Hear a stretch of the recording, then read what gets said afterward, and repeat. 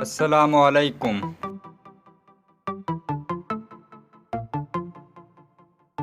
Number 1, Pakistan के साहिली इलाके की लंबाई कितनी है?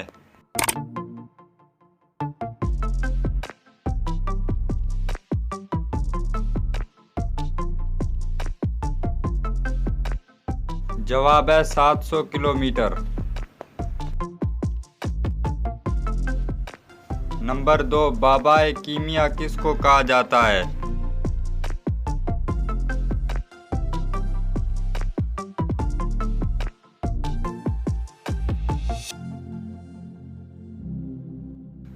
जवाब है जाबर बिन हयान को।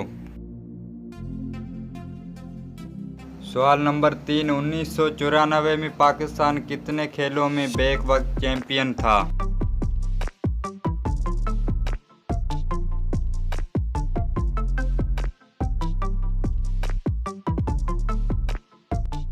जवाब है 4 खेलों में। नंबर 4, पाकिस्तान का कौमी परिंदा कौन सा है?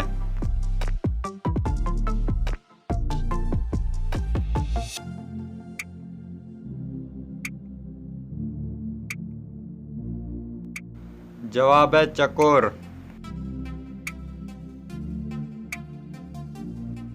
नंबर 5, सार्क तंजीम का क़याम कब अमल में आया?